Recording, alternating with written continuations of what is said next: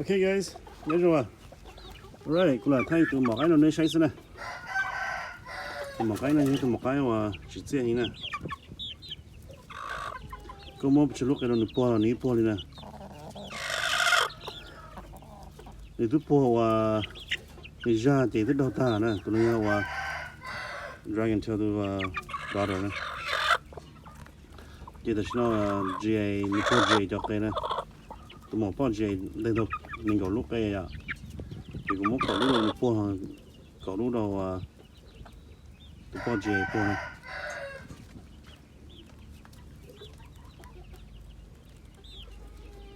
So I think May 3rd thì đâu nó cho cái nào.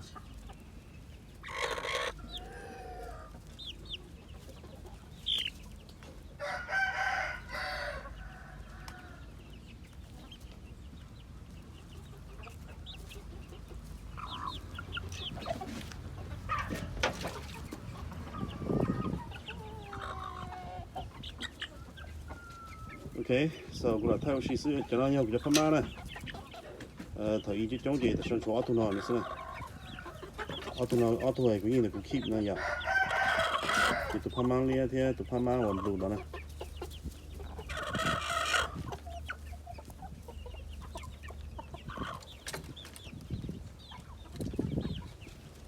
Còn mà cho của auto dragon tail tụi nó nè.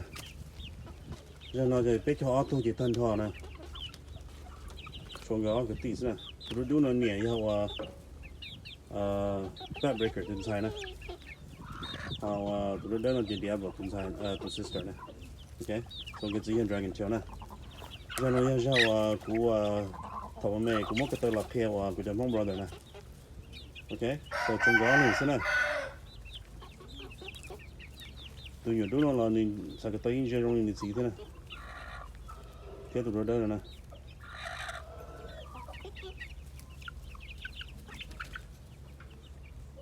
Thì giờ lo thì chúa giờ nó xem nè. Ở trên này kia xem nè.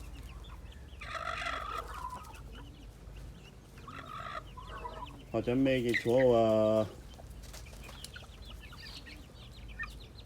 cho mấy ta ok cho mấy cái ta là nè. Cái chúa ra thì nó sẽ ra vào mấy cái sẽ ra thì cái chúa đi vào cái rồi tụi chốt tụi nhà thì cho vào này hoạt động thì nhau và cái là ta là ok so giờ lo nó tìm chung gõ lên kia sẽ họ cho mấy tao thì bây giờ ta thế này ok bây giờ nhẹ nó là mình nè so cái tụi GA tụi tí nè để xong ta tạo cho nó tụi bao và cái khởi đó còn nữa nè cái GA chỉ cho bao hàng GA cái gì bao còn nữa nè đúng có phải nè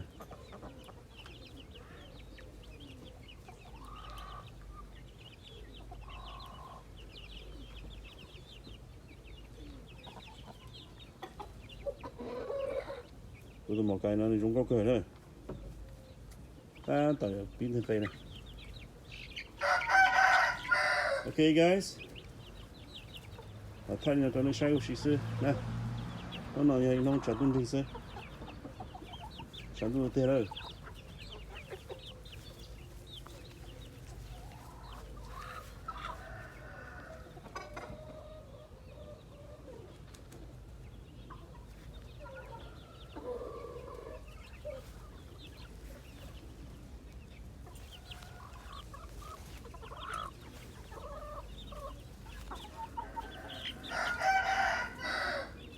bây giờ nhiều củ chó cobra nè anh nó đó cầu thế tụi con này ít thu nè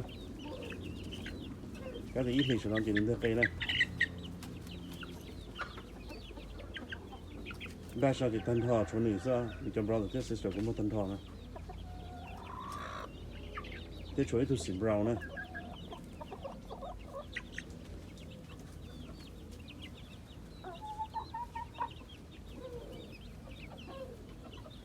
thì là sao của tụi pha nó có hay nè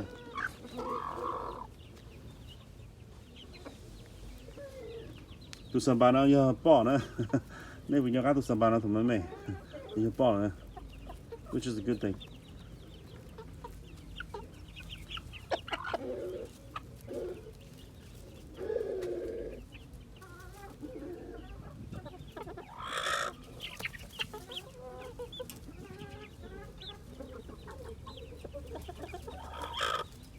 拍马我连天都拍马我路的呢，使用过很呢。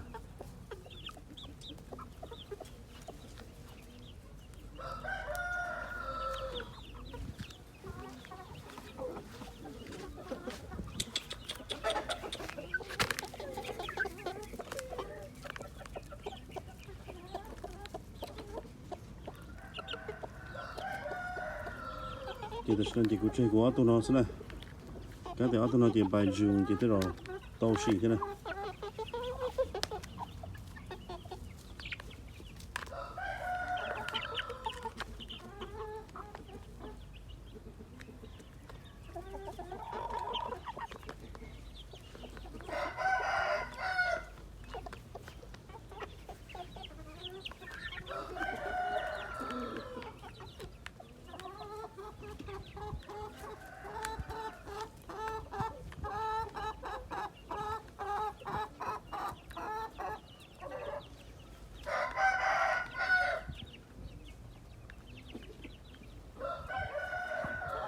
Okay guys, là thay xí tôi biết sao xí xí nè, tôi nhảy sai là họ sai, tôi chỉ nhảy sai là chịu tiền nè, thì tôi nhảy sai nó là họ bao like and subscribe nè,